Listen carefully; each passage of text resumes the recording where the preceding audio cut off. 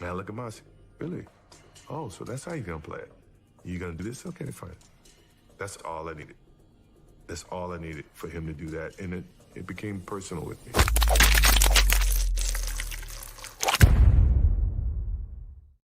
What's really good, my people? Welcome into No Ketchup Sports Talk via Chicago. I am your host, Sean Little. Big Nick the Quick with me. Yes, sir. Y'all see the clean face, man. Everybody's making fun of me. Ball face. I got the ball face. I ain't had the ball face in almost a decade. I'm going to tell you real quick. We'll hop into the ball face in a second. We're going to talk NBA Finals. The Butler did it. Jimmy went for a 40-point triple-double. Game 4 is tonight. We're going to talk about that, break that down. Bill O'Brien fired out in Houston. NFL Week 4, a lot of stuff going on. We'll talk about that, and we'll get up out of here. Big Nick the Quick, man. Look, I haven't been ball face, bro, literally 10 years maybe. I was doing my standard trim up, like my shit. When it gets too puffy, I just pull it down a little bit on the sides. Right. Man, I'm not even paying attention, bro. I don't even know what I did, bro. Gashed it, dog. Gotta have a big... This is a cleanup. This was a cleanup, bro. I had a big gash in my shit. So then I went to the goatee, and I'm like, nah, I got to just cut it, bro. I got to just cut it, start over, let it rock. Oh, it's like the goatee. Oh, so this happened before the other day when you came through. That's why you had the goatee. Yeah, that's why I had the goatee, because I made the mistake. Were you just not not feeling it? Well, because I wanted to come in evenly. Yeah, so I couldn't let the shit rock. You know what I'm saying? So I was like, fuck it. Give it a couple of weeks. It'll be straight. It'll come back. But yeah, my Puerto Rican side is out. I'm looking like Poppy. I'm looking Puerto Rican now. Tell him you got to go down Halstead, go to the parade, man. So that's where we're at, man. That's why I got the shave face, man. My girl doesn't like it. She said, I was about to say the number one question is what did the wife think? My girl says I'm trash now, so I gotta get my shit back ASAP. You know what I'm saying? So, but man, that's it, man. What's going on with you? Man, yo, everybody listening, Big Nick the Quick got a new patio. Shit is off the charts. Very nicely manicured. I'm not gonna lie to you. I was surprised at how nice y'all had the flowers and shit. That's not like you, you know what I'm saying? What you mean, bro? The landscaping been on point. Landscape was the first thing we did. I figured you might just have, you know what I'm saying, the TV out there, the cement laid out, the bricks. That shit, you had the heaters, everything. Perfectly manicured lawn, you know what I'm saying, man? It's nice put together. Yeah, but no, it was dope. We had the TV set up. I was out there last night. Again, watching those games, but man, you got to do what you can, man. You can't be isolated from your people all fall and all winter because of this. You know what I'm saying? You got to find a way to pivot, but keep it responsible. So, and I felt like we were able to do that. Yeah, man. Anybody, we should have a no catch-up party out there, low key. Maybe next year. Maybe next summer. Can't be hosting these super spreader events. Super spreader. Oh my god! Hey, just like we said though, he did come out with the. You see his tweet last night?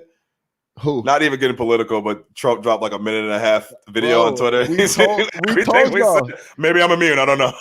Maybe best doctors in the world. Oh my god, this guy's incredible. Yeah, he's a wild boy. He's a wild boy, no doubt. All right, let's get into it. NBA Finals. I think people might be reaching here a little bit. But I'll give my take after I hear you. We know what Jimmy Butler did. 40-point triple-double. Completely. We've always said Jimmy does what he needs to do to get the W. Yes. He saw the squad was essentially depleted. He knew he needed to score, rebound, and dish. So what does Jimmy do? He goes and gets 40 plus 11. I think it was 11 and 10 or something like that. 40, 11, and 13. Yeah, 40, 11, and 13, right? So on 14 for 20 shooting. His last two games, he's missed like 6 shots. Yeah. It's ridiculous. To have 40 in a finals game and shoot no threes is different. He didn't attempt a single three. I didn't even realize he didn't attempt a single three. He's not wasting no time. He's just giving it to you.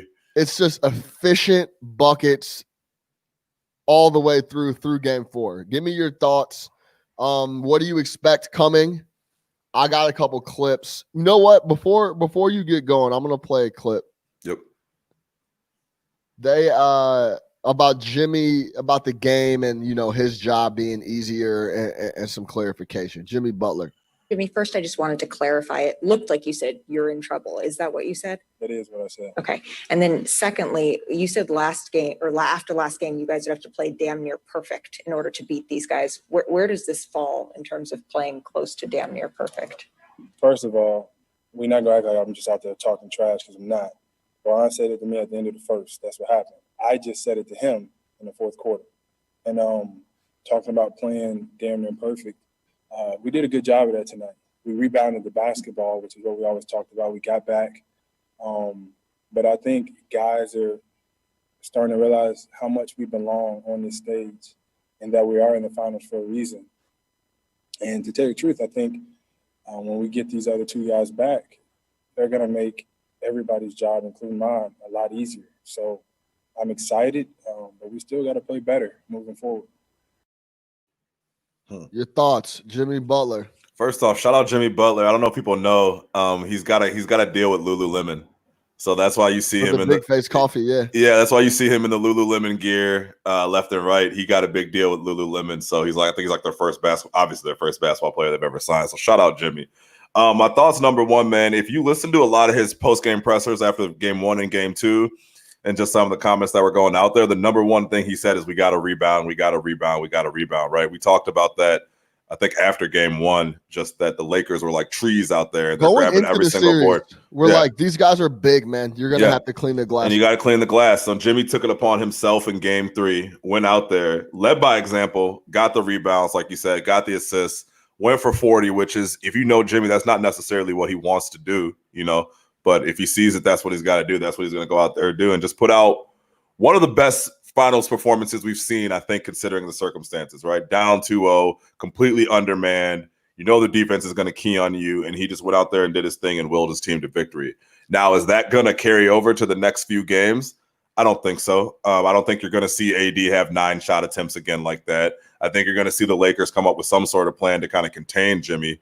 If Bam does come back, he's probably not going to be 100%. No way Dragic comes back. So I think the Lakers can easily bounce back in game 4. And yeah, I mean, would I be? I keep going back and forth. Like, what if at the end of this game, if the Heat won, would I be genuinely shocked, or would I be like, man, is everything that this team has told us show us that they can even up this series? But I hate doubting them. I love Jimmy Butler, but I don't see the clear path to victory for this. But I'm happy that they got their W. I'm really happy. The Lakers come out not fucking around again because they know that the key to success is AD getting 30. AD gets 30, it's a W.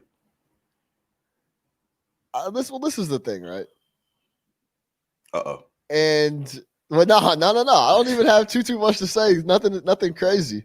I'm glad they got their W. I'm glad Jimmy went crazy. 40-point triple-double. A 40-point triple-double in the finals is major. Cements his legacy, cementer. Yeah, like that's a big tick on your legacy wall, if you want to call it that. Let's talk shit now. Jimmy had a 40-point triple-double. He's led this team the whole way. They get to the finals. They go down 2-0, and he essentially beats LeBron and AD and the Lakers by himself. They get a W. I saw a lot of takes on Twitter. I was going back and forth a little bit. People are talking about it's a series now. Pump the brakes on it's a series now. Let's see what happens tonight in game 4. He gets Bam back. If they get a W tonight, then it's a series. Currently, for me, this is extending the inevitable of the Lakers continuing to dominate the finals.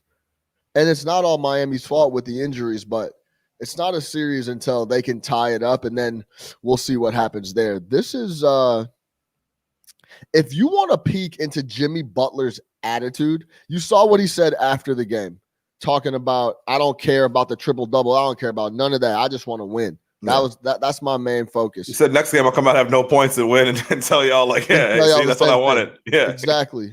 This is Jimmy Butler talking about the 40-point triple-double performance and if that was the best performance of his life. Next question is Ethan Skolnick.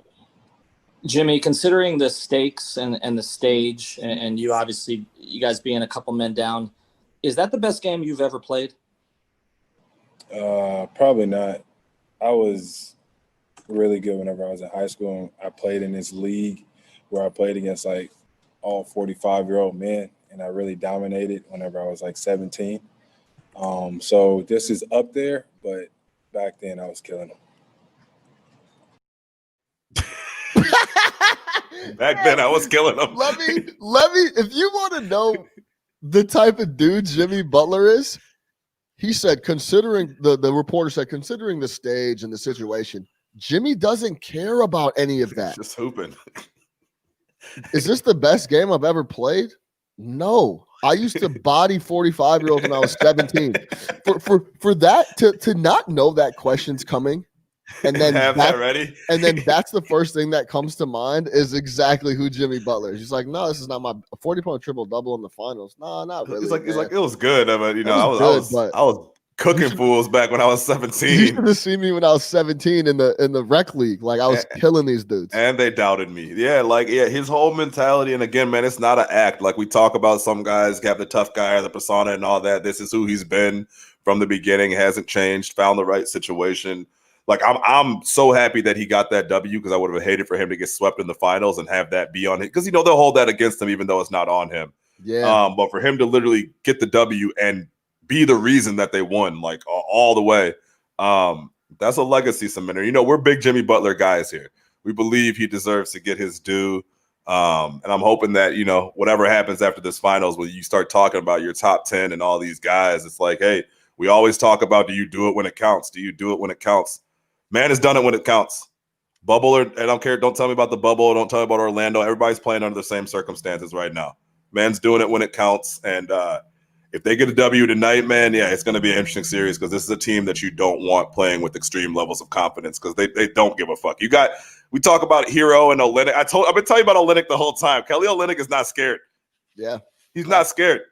You know what I mean? Kelly Olynyk is not scared at all. He's going to go out there. He's going to do his thing. He might make some mistakes, but Kelly Olynyk's not scared. Tyler Hero is not scared. You know what I'm saying? Duncan Robinson is absolutely not scared. I think that's a good point. You do not. If there's one team out here that you don't want playing with a lot of confidence because they don't care at all, They just don't care. Is Jimmy Butler and the Miami Heat. And when we say they don't care, they're the epitome of playing for nothing. They're not supposed to be here. They have nothing to lose type of thing. And Jimmy's going to be preaching that all the way through. Yep.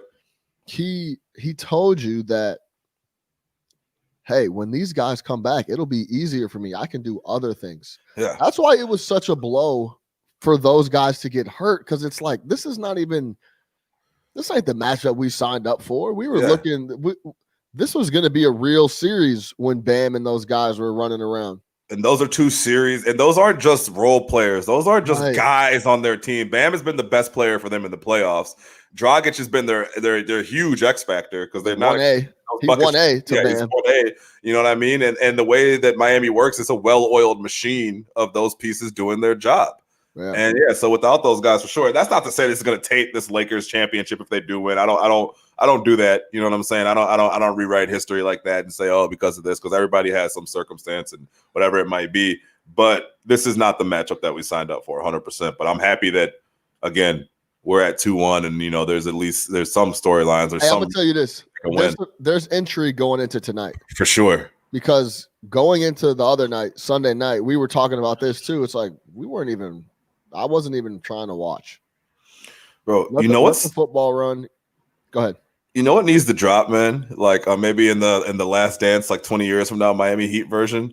I need the Jimmy Butler Timberwolves practice tape when he grabbed the third stringers and dominate. I need it. That's so funny you brought that up, because I'm going to tell you this. What you saw in the finals the other night was exactly what happened in that practice. But he said he didn't score in that practice. Remember, he said I didn't even shoot.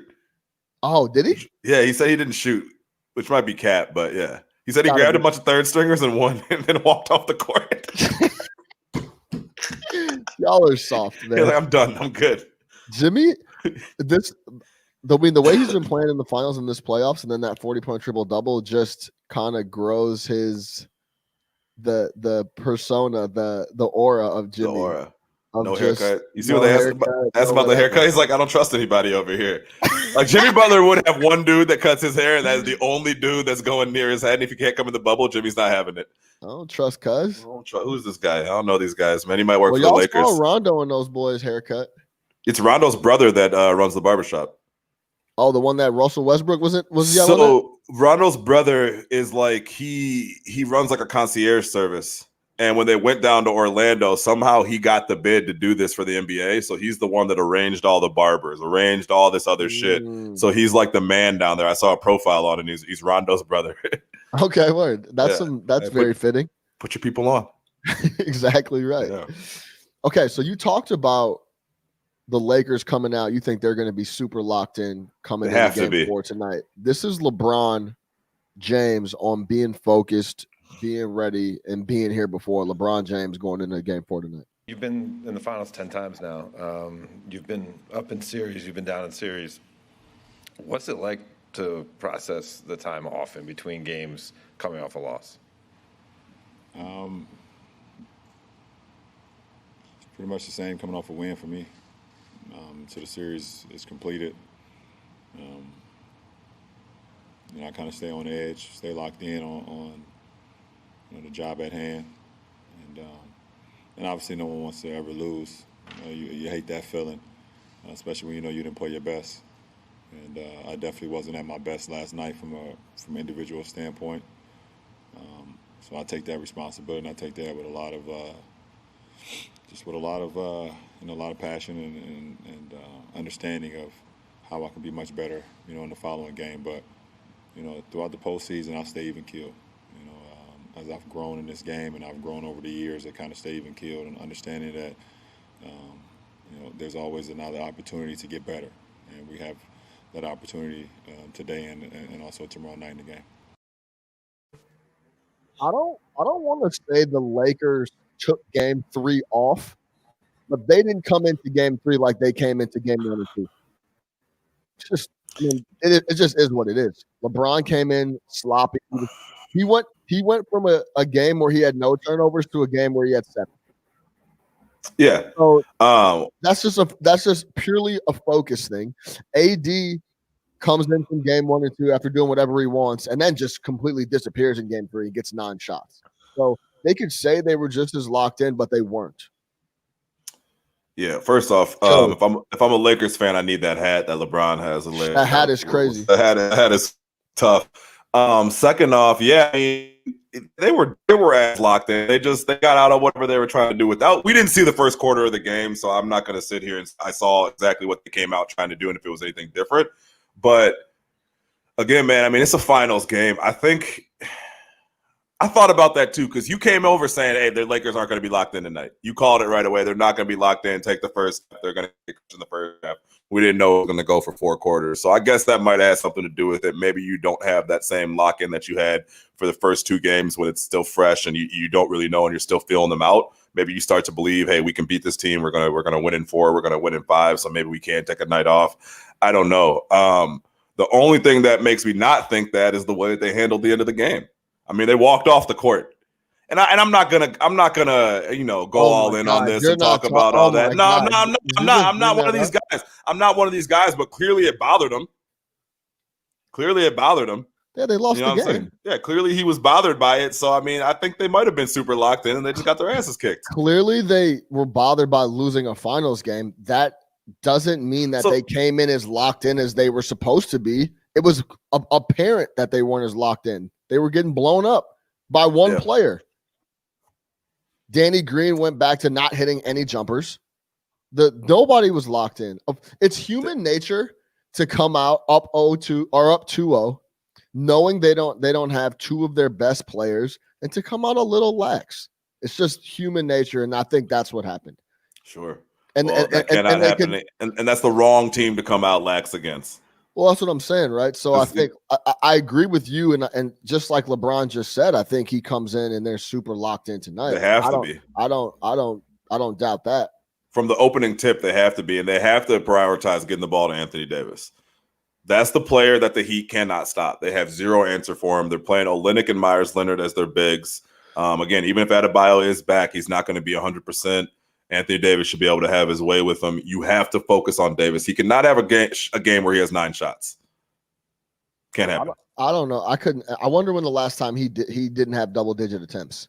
I have no idea. I should have looked that up, but yeah. That he should be getting 9 shots a quarter. Well, and he hit 6 of them, so it's not like he was off. Right. Yeah, he just wasn't getting the rock. They just weren't locked in, and they'll be locked in tonight. But you also know Spo adjusts.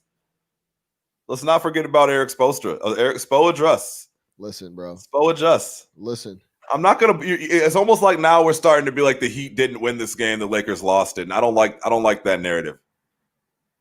The Heat won this game. I'm not. I never said anything like that. But the more we talk about the lack of focus and Spo adjusted, listen, come on, man. I said the Lakers had to do to win the listen, game. bro. Listen, if the Lakers are locked in and the Heat don't have Bam or Dragic, they're gonna lose 99% of the time. Yeah. So the only reason they didn't win the other night is because the Lakers weren't locked in, and then Jimmy went bananas. You're turning me hard on the Heat tonight. Let's go Heat. White hot Heat. Yeah, I mean, let's just be honest here. Yeah, no, for sure. People are talking about we got a series. Like, no, we don't have a series until they tie the series. Currently, it's Lakers in 5. If I had to ask you how the series is going to end right now, what would you say? I just told you. I don't see the Heat winning another game. Okay, that's what I'm saying, right? At the end of the day, like I think again, this whole series has been my heart versus my mind because I really do want the Heat to make it a series, and I love this Heat run. Obviously, financially, I'm tethered to the Lakers right now, but yeah, I mean, I don't. If you had to ask me again, gun to my head, Lakers in 5. Right. So, I think the Lakers come out locked in tonight, and I think it's trouble for the Heat. That's all I'm saying. If they don't, where you at?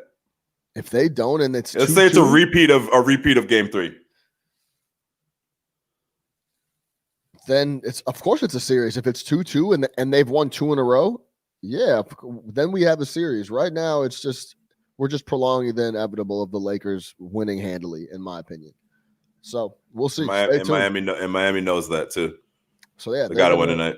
Yeah, it's like, every game is a must win for them going the rest of the way. Mm-hmm. They damn near got to win 4 in a row. Like, you don't want to get to Game 7. I guess Game 7, anything can happen, but anything could happen. I won't get too crazy, but if they come locked in tonight, which I think the Lakers will do, I think they get a W. It's 3-1, and then now Jimmy's going to have 40-point triple doubles for them to be in the game going forward. Right. So we'll leave it there. At least game 4 tonight has some intrigue, and people are talking about the ratings, and no one's watching. That is bullshit. That was that Rovell tweet. First off, they were up against the NFL's full slate on a Sunday. It's very never happens. It's a very weird time with baseball, and they're playing out of season. Going on. Yeah, exactly. They're playing way out of season. Exactly. Against 2 sports that are in season. That everybody, the NFL. The NFL, you're not going up against, and whatever, there's some regional baseball, and especially we got teams like the Yankees and shit like that. Like, yeah, man, we're talking about the Dodgers. These are major markets. Yeah, no, exactly. So, Game 4 tonight. Butler. Can Butler do it again? See if they tie it up 2-2. All right, let's move over to the NFL. Bill O'Brien gets fired in Houston. I literally the other day tweeted, free Deshaun Watson. And I essentially was saying, fire this guy, get him out, and get someone else in that can help him. Welcome to the club. Go back previous episodes, at least for the last 2 years. Yeah, I've been calling for Bill O'Brien's head forever. Yeah, we need the chief. Yeah, we've been saying this for a while. I know that they were a win away from the conference championship last year, but if you were watching those games, if you watched Texans versus Bills, the Bills had a second-year quarterback that had no business giving them any trouble at home, and they probably should have lost that game. Then they go up 21-0 against the Chiefs and then lose by 30. Oh, 24-0. 24-0. Yeah, you're right. Let's talk about that game when we really want to give the real verdict on Bill O'Brien. They go up 24-0, right? cruising in the playoffs. They then proceed to give up 7 straight touchdowns. Yeah. Do you understand how hard, including, I think, didn't Mahomes have 4 touchdowns in the second quarter? He had 4 touchdowns in the second quarter. Yeah. Right. So they go down, they go up 24-7, right? They attempt a fake punt in the second quarter that doesn't go well. So you give Mahomes the ball back. So you give Mahomes the ball back 24-14, right? He then scores 5 more touchdowns after that. You then, on a 4th and 1 with 11 minutes left in the game, on the Chiefs 13, you attempt a field goal for no reason at all. This is not a field goal game. You then get asked about it after the game. This one, if I was a Texans fan, this one made me absolutely lose. I'm not a Texans fan, so whatever. But like, if I was a Texans fan, he said this. He shouldn't have been able to walk out of the presser after this answer. Let me read this to you. They asked him what happened there with the field goal. This is an NFL head coach and somehow a guy who finagled his way into a general manager position as well. I felt like I had a first down there, and when I didn't, I just felt like we didn't have a great play there for the 4th down at that point in time. So I felt like it was better to kick the 3, but that's a very fair question. I felt like it was just better to kick the field goal there. I didn't have a play there. You are an offensive play caller. You have a franchise quarterback, a franchise receiver. This is the biggest game of your coaching career. And you really get up there and tell the people that you didn't have a play? Yeah. I looked at the situation and said, I know I should have something here. I just can't think of anything. Let's just kick the field goal and maybe come back. Incredible. In the midst of giving up 7 straight touchdowns, staying in man coverage against Mahomes. He's ripping you up. No adjustments. And we're talking about we're not talking about a 4th and 9 or 4th and 15. One. Yeah, where you could run it. You know how many plays you have that could pick up one? On the short 13. yardage, goal line stuff? On the 13. So, here's the thing. You're too scared to put your defense back on the field in that situation, but in the second quarter, you'll kick a fake punt. I don't get it, man. What are you trying to do? You're not Doug Peterson. You're not trying to run this Philly Magic shit. Just win the fucking ball game. 24-0 in a playoff game. Giving up 7 straight touchdown drives is inexcusable. Inexcusable. That's your boy Romeo Crennel, bro. Then you double down on it in the offseason by trading away your second best player. Probably your best player. Yeah, I mean Deshaun Watson is the most important player. But yes, your guy, right? So you trade him away. He's obviously Kyler Murray's like, wait, what happened? Sign me up. I'm ready. I cannot wait. Right. Deshaun Watson's like, wait, what happened? Here's Bill O'Brien after being fired addressing the media. When my family and I came here in 2014, we had no idea what to expect. Houston is a great city. You think about Texas Children's Hospital and what it's done for my family, my son Jack. We can't thank Texas Children's Hospital enough. My son Michael's had a tremendous experience here living in Westview, and the friends that we've made here in Houston are lifelong friends, and we really appreciate their friendship. Most importantly to the players, I talked to the players briefly this afternoon and just thanked them. I told them I love them. I think these players are just awesome guys. They practiced hard. They tried to do everything we asked them to do. It was a pleasure coaching them. I'm going to miss seeing them every day. Just really the guys that have been with me for 7 years to the guys that were only here for a year. Every one of them just tremendous guys. And I'm just sorry we couldn't get it done this year early on here. That's a defeated man right there.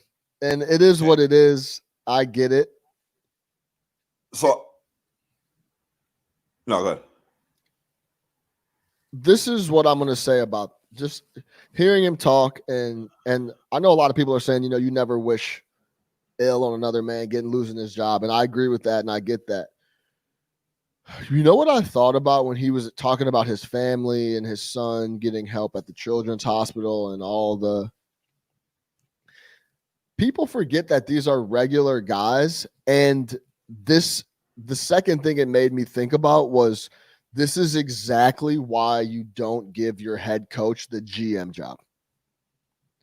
He's got enough stuff going on trying to lead the team and his family to give him the whole responsibility of running the team, the cap, making trades, doing that type of thing. Is too much for one person to deal with. And I'll say this, when you're under pressure quick and you got to get W's, your cap space for 2023, you're picking up and paying any player you need to right now today because you know your job's on the line, and you end up putting the franchise in tough situations moving forward. But when you're in survival mode, he was in survival mode. Yeah. He was trying to make anything happen. I would love to hear his thought process on trading Watson or trading Hopkins. Or a bunch of first-round picks for Laramie Tunsil. Yeah. Giving Tunsil the biggest contract of NFL lineman history. So, exactly, right? So he's getting heat because Watson doesn't have any protection. So he goes and gets Tunsil. Then he gives up too much draft capital. It's just too much stuff going on for him to figure out all those things, being the GM and the coach. So that GM and coach shit doesn't work. I think Belichick should be the last guy that you give that to. But yeah, on O'Brien, I will say this when he was talking about the Children's Hospital. I think if you remember, you watched Hard Knocks. He has a son that has like a very rare neurological disorder. And obviously Houston, big city, probably has great hospitals. I wouldn't be surprised if we don't see Bill O'Brien coach again anytime soon. Not because he can't get a job, but because I think he's got some other shit going on, and you probably don't want to up and leave Houston. He's been there for a minute. Overall, I think if you look at it from the outside, Bill O'Brien as a head coach, 4 out of 6 years is in the playoffs. Overall, had a solid record, but when you start going into it and you watch things like that Chiefs game, and I think he's had some other epic meltdowns, and for me, wasn't he the head coach of Penn State? That's enough for me. It's enough for me. He filled in. He cleaned up the paternal mess. But yeah, it's just. Go ahead. I was just gonna say he was the guy that came in and kind of turned that around to start. You know what I mean? After they were coming off that, he's been around. When they said he'd been there 7 years, it felt like a long time. I thought it was shorter than that. I thought it was like 5 years. No, he's been there for a while. Yeah, and just again, some of those high-profile losses, bad decisions that backfired against you, trading the DeAndre Hopkins and signing Laramie Tunsil, and your roster, your all-world defensive player gets old right in front of your eyes and can't stay healthy, and just different stuff like that. Eventually it just caught up to him. But yeah, look, man, they need it. That's an attractive job. I know, Eli was talking in the group chat yesterday, like, oh, is it one of the worst situations? It's like, listen, man, I don't care what your cap situation is. I don't care what type of things you have to do in the NFL. You can move shit around very quickly. Remember, this is all funny money. Half this money isn't guaranteed. You know what I mean? You can cut a dude if it's done. Yeah. Your quarterback is in place, and your quarterback is signed for the next 4 years. Yeah. Right? So any head coach that wants to take a job is going to look at that and say, look, man, why do coaches get fired? Bad quarterbacks. We can overcome all that other shit. We got a franchise QB. A young franchise quarterback that's now under contract. Yep. I don't have to worry about him sitting out. I don't have to worry about him. I don't have to worry about that position, period. He's in place. So we could figure out what we got to do around the other stuff. They need to. And you know what another thing is, real quick, before we move on to the rest of the NFL? About the timing thing. Should they have fired O'Brien before the season? Yes. When's the next best time to fire him? Yesterday. Yeah. So don't give me this.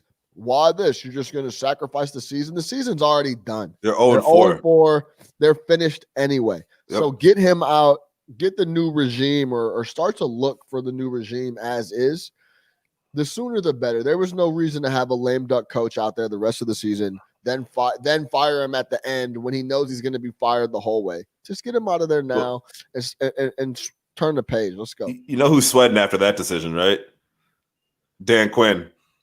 A lot of people were like, "Oh, the Falcons should just wait." Now the Houston Texans, it's just like, yeah, we're going to axe our coach too, especially after last night. Yeah, get him out of here. Axe them. They're terrible. They're letting Aaron Rodgers do whatever the hell he wanted to. The Bill O'Brien shit last straw was like, man, if you lose to Kirk Cousins, we got to have to go ahead and let you go. We can't do it at the crib. We can't do it. You listen to Kirk? Nah, we gonna go ahead. We go ahead and let you go, my G. Yeah, Bill O'Brien will be all right, man. They probably owe him some money. He'll be fine. Gase, O'Brien, and That Quinn guy. can all go. I don't know how that guy is still walking around. Adam Gase is that's the one that gets me. He must have pictures. Yeah, I mean, yes, they can all go, no doubt about it. Yeah. Let's move over to the rest of the NFL. Week 4. What were your thoughts on the? I kind of liked the doubleheader Monday night. It was cool. Yeah, it was. It was cool. It was especially cool because the other game was over by the time the other one started. I mean, the fourth quarter of Chiefs Patriots, it was over with. It's still mind blowing that some of these backup quarterbacks have gigs. Hoyer? Because they can't play, bro. Look at the backup quarterbacks we've seen. Hoyer can't play. He's not an NFL quarterback. I don't care if it's second string, third string. Well, and mentally, he's not either because he literally was just leaving points at the inside the 15. He took a sack. It took a sack and then took a sack fumble. He legit is just collecting checks, not doing anything during the week. Yeah. So he has no business being in the league. I get there's a shortage of quarterbacks and the quarterback position is very tough to play. I get that, but there has to be better guys. Nick was Mullins. there a shortage for quarterbacks? There was guys waiting last year. Yeah, well, Nick Mullins, like the backup quarterbacks that we've seen, that Nick Mullins interception, the worst I've on ever Sunday seen. Night Football was one of the worst interceptions I have ever seen. I told you guys I ran that back for like 5 straight minutes trying to figure out how in any situation you throw that ball there unless you're actually trying to throw to the other team. The guy didn't even sit on the route. The guy literally sat on the route, actually. He did not move. He stood there. He was just there. He was standing there. And he threw it right to him. Yeah, I mean, I was watching it live. I was like, I gotta watch that again. There's something it was like he was wearing a Niners jersey. Yeah, I tried to find a way that pick made sense, and that there was just no conceivable way that you can throw that interception. Yeah. So the backup play is crazy. I like the doubleheader, and I want to talk about Aaron Rodgers a little bit. I know some of y'all listening might not. You guys know who Aaron Rodgers is and what he could do, but I'm going to tell you this. Me and Nick the Quick have been watching Aaron Rodgers intently since he took the starting job in the NFC North.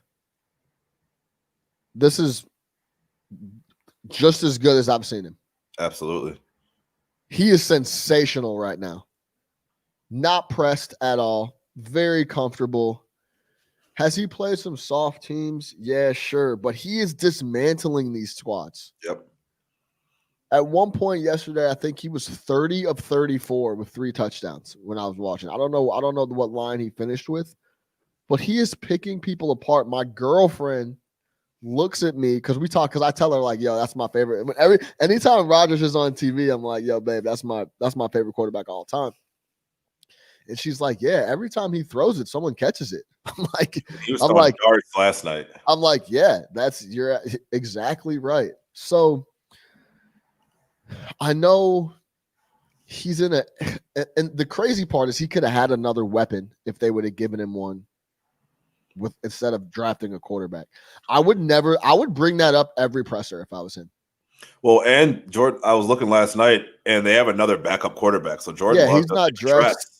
Yeah, he's not dressed, nothing. I would yo, you had a good game, Aaron. Like, yeah, imagine if I had another wide receiver that we could have drafted this year. Or anybody who could contribute. I don't care if it's a defensive player. Like, literally, who cares? Someone who can play snaps this year for this very good football team.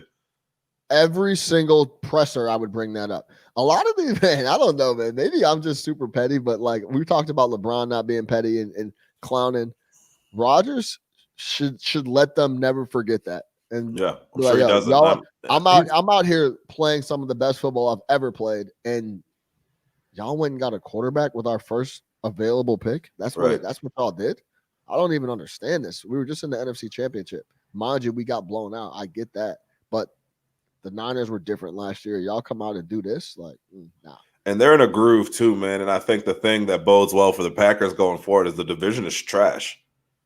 The division is trash. The Bears are posers. The Vikings are terrible. The Lions are terrible. So they're going to walk to the playoffs. They're literally going to back into the playoffs with an easy record. They might not lose a division. They might not lose a divisional game. I don't see a loss in that division for the Green Bay Packers. So they're going to wrap that up easily. They're going to walk into the playoffs. They're going to walk into home field advantage. I would not be surprised if they have the best record in the NFC, because I think that all those divisional W's that they're going to get, like Seattle, they got to deal with Arizona. You know what I mean? They got to deal with the Rams. They got to deal with some tough teams in their division. With no secondary. Secondary in sight, literally. Whereas the Packers, Rodgers is rolling. I think the stat last night, which was incredible, is they're the first team to start the season with 4 straight 30-point games and no turnovers. The team has not turned the ball over. Aaron Rodgers, more times than not, if your quarterback doesn't turn it over, your team doesn't turn it over. Your team doesn't turn it over. And he does, just pure and simple, does not turn the ball over. And let's give LaFleur his credit too. I know it started off however it started off. LaFleur is in his bag in some of these play calls. I mean, he's bringing over some of those tricky run concepts from San Fran that he learned from Shanahan. It seems like he's got Rodgers in a groove. He's throwing when he needs to throw and running when he needs to run. Like, I think too often you see these coaches and like everybody's all obsessed with the air game and all that. It's like, no, run the ball. Look at Cleveland the other day. Cleveland put up 49 running the ball. They had like 300 yards rushing. Yeah. It's just run the ball. If you can, if it's there, run it. If it's there, run it. It was there for them last night. Run it. And then throw it when you need to. I think it's very simply said, but throw it when you're supposed to throw it, run it when you're supposed to run it. I think there's a lot of situations where if it's first or if it's 1st and 10 and the defense is giving you a run look, then throw the ball. I think it's overplayed a lot of times on when you should throw it and when you should, and I guess pressing the run when you have a guy like Aaron Rodgers or Russell Wilson, that honestly, bro, you could throw the ball every down if you have Aaron Rodgers, if you really wanted to. Maybe it's not smart because you want to get the play action and stuff going, but you have that trust where he could pick up 4 or 5 yards on first down, throwing it every time.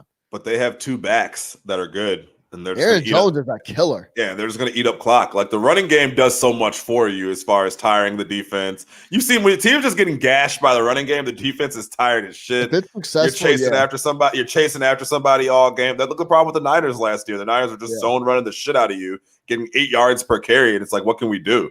Yeah, and then they hit you with the play action, and it's a touchdown. So, yeah, however you want to do it, however he's doing it right now, I'm not critical of it because it looks great. It looks like Aaron Rodgers trusts the plays that are coming in. And they're doing their thing, man. I'm really impressed with the Packers, and they're going to run away, obviously, with the division. I think the NFC. What else jumped at you for week 4? We already talked about the Bears yesterday. The Ravens bounced back and beat up Washington. It ended up being a 14-point game, but it was a blowout largely throughout the game. The Chiefs have these lulls where they don't look very good, and then they just kind of turn it on like they did yesterday. Yeah. Anything else jump at you from week 4? The power rankings are out. The traveling Bills show. Yeah. It's not a game. It's not a game. It's not a game. I thought that was a tough spot for them. Yeah. Going over to Vegas, I thought that was going to be a tough spot for them. Josh Allen, 24 for 34, 288, 2 touchdowns, and another one on the ground. Goes out west, gives you 3 touchdowns, comes back with the W, puts it in his pocket, says, let's go home, boys. They know exactly what they want to do. That dude McDermott, that's a good head coach. Very, very good head coach, taking that thing across. So that definitely stood out to me. Who else? The Eagles finally got a W, whatever. Yeah, you took that. I told you to take that. Yeah, I'm never betting on Carson Wentz. I think Carson Wentz is garbage. My Cardinals let me down, but yeah. Yeah, I told you I had Panthers money line, man. Yeah, that was a good spot for the Panthers. I like that spot. But the Wentz thing, you know, there's guys you just think can play, and I can't give up on him. He's one of those guys for me. I don't know what it is, but he's pressing, he does look bad. He's the definition of pressing. Everything. I don't know.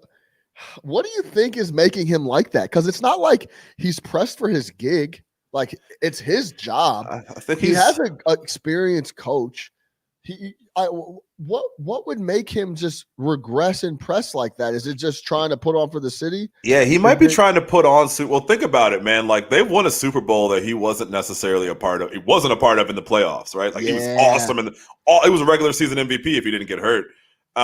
So maybe while it's still like the team has had success, he doesn't feel like he's carried his weight in that regard. Last year was the first playoff game he ever started, and it seems like he's been there and they've been in the playoffs, but he's always hurt. So he might feel like, man, I need to put the team on my back. Last year they had no receivers, so he had to. He might just be carrying over that mentality of just like straight gunslinger, but it's like, yo, you don't have to do that this year. We have other things and we got you some help and, take what's there and you don't have to be Superman, but he is. To me, that's all. But like the coach needs to grab him and be like, yo, dude, settle down. You know what I mean? Like our division is trash. It's okay. Put him in a spot where he doesn't feel blessed. You're going to win this division with 6 wins. I think that's an underrated talking point that maybe he feels like he wasn't part of that Super Bowl run, and now he's just trying to prove to everyone that I can win a Super Bowl too, I guess. Yeah, I can be the man. Yeah. And it's not working out quite like he feels it. I know that for me personally, if I was in his spot, I would feel like I didn't win the Super Bowl. Of course. It's like, I helped us get there, but at the end of the day, Nick Foles went down. Nick Foles came in, was lights out. Yeah. Yeah. So, I think he's definitely pressing. Like you said, I agree. There's talent there. I don't think he sucks. Yeah. I think he's playing like hot garbage. You know what I mean? He's playing like hot garbage. No yeah. When a guy sucks and a guy has ability, he definitely has ability. And another thing I want to give a shout out to is the Cleveland Browns. 3-1, quietly doing their thing. They have an identity. They want to run the football. It's so funny what happens. You get a professional head coach. It's funny. Freddie Kitchens. Yeah, no, but it's funny how the first impression really means more than a lot of other things. They go 0-1, and everyone's kind of written them off already. They're like, these are the same Browns. They're this, they're that, blah, blah, blah. And then they run off 3 games, and they're scoring a ton of points, and it's like, okay, like maybe they could play. I think the Cowboys, I don't know what's in the water out here in the NFL right now, but folks, literally everybody is hanging up points and no one's playing defense. But yeah, the shout out to Browns for doing their thing and doing what they got to do. And part of that is running the ball. And then, man, anytime OBJ gets going, I rock with it. So yeah, definitely, man. Shout out to him for having a big game and them getting him involved and Juice Landry connecting him with a touchdown. That's one of the best throws I ever seen. Yeah, and he threw a strike. Yo, a strike. Forget about a quarterback play. Like that throw from Juice Landry was insane. And it was left-handed. Yeah, he's left-handed, bro. He's a lefty, man. Yeah, come on. Stop playing. Southpaw.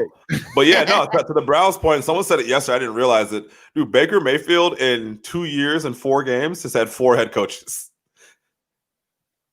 Yeah, I guess they had Hugh Jackson, Greg Williams, Freddie Kitchens, Kevin Stefanski. In 36 games. Shout out Hugh Jackson. Shout out Hugh too, man. Wow, he cashed so many checks. Cashed a lot of checks. All those checks, bro. Shout out to him, man. Shout out to the Jackson family. Shout out to the Jackson kids on the way. Yeah, man. Everybody. Get your money, Hugh. Hugh. Wow. Yeah, Shout out Hugh. Now I got one more thing for you before we close it out here. Is this hold on, I'm gonna play okay, so if you don't know, Jalen Ramsey and Golden Tate got into it yesterday. And I'm gonna give you some background in a second, but as you could tell from this play and this tackle, this hit, this had a little personal to it. They got Tate on that release. Got a lot of room to cover, and he gets hit hard on the perimeter by Jalen Ramsey. I believe there was a little extra in that Ramsey tackle. Jalen Ramsey, I mean, you're just going to not only tackle, but you defeated the block of Dion Lewis. And then look at this. I mean, you want to talk about same foot, same shoulder, drive through the player. That's heads up tackle. That's what you. Hey, that's a big time tackle from a corner. Now, for those who don't know, Jalen Ramsey has 2 kids with Golden Tate's sister. And I guess they had a messy breakup while she was still pregnant, and Golden Tate didn't appreciate that. I think he left her for a dancer. What kind of dancer? Nighttime one.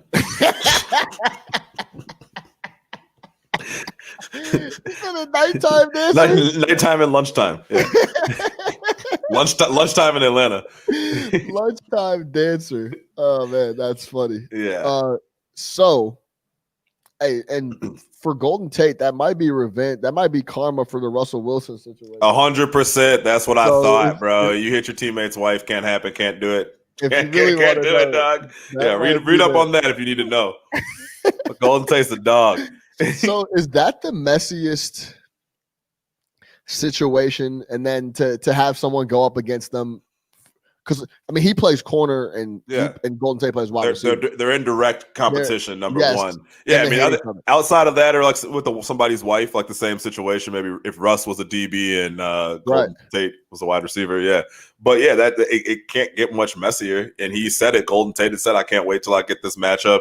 You know, obviously, whatever happened, we don't know what was happening behind closed doors, what that relationship was like. Did they used to be cool? Like, whatever, man. But, like, he disrespected his sister. Everybody knew about it. Left her while she was pregnant. Golden Tate's not going for that.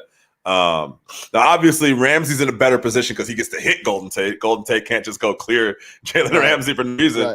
But obviously got his after the game. But, yeah, I mean, I can't knock it, man. I can't. You gotta wait till you see that man. That's the Charles Oakley. Remember, Oakley used to settle gambling debts on the floor because there's no one else I'm gonna see you. So he saw him. He saw him. It went off. Like, you know, he disrespected his sister. And, you know, we all got family. We know how that goes. And he wasn't going for that. He dogged his sister. So yeah, Ramsey got him though. Someone had a tweet that said, "Now Jalen Ramsey has been in Golden Tate's sister and Golden Tate." And I was like, man, that was bad. Let me give you this. If you're Golden Tate and your sister comes up to you and tells you that she's dating Jalen Ramsey, this is before everything even goes down. What are your thoughts? Run. That's that man's a dog, bro. That's like he doesn't. You look at him, bro. He doesn't give you any. I would tell you that's a bad idea. I'll tell you that's a bad idea. You know what I mean? That's not a good idea. This won't end well. Golden, I'm dating Jalen Ramsey. He's about to get $100 million. So like, yeah, he's gone. This is not a good situation. This is not a good situation. I don't even know how that happened. Did they go to school together or something like that? Or? It's so crazy how much of these pro sports folks are intertwined. Oh yeah, like with girlfriends, and they used to mess with her and did this and did that. Like that whole NBA shit with Doc PG used to date Doc's daughter. That's a messy situation. But now Curry is married to her. Like this is all too much. Like there's too many hoes out here for y'all to be intertwined like this. I mean, I'm sorry to say it, but that's just what it is. Well, remember that was one of the concerns with the bubble as far as bringing over some of the ladies. They were like, we don't want there to be active situations because you might be talking to this chick and then she flies through and all that. And I'm not blaming the girls. This is obviously, the situation. But yeah, if you're Golden Tate, like, yo, you can't date someone that's not in my conference. Yeah, like, go get a baseball play. Like, right. Someone who plays a different sport. This guy plays corner. I'm gonna play this guy. Like, stop with this. Yeah. So it's like I'll come to your gig and start talking to all the females up there. Like, what are you on with this, man? So that's one of the messier things I've seen. Shout out, hey man, Golden Tate's a dog. Jalen Ramsey's a dog. They don't care. They talked about it after the game, had a little scuffle. But that's one of the messier ones I've heard. He's going to see that man again. He'll see him in LA in the offseason.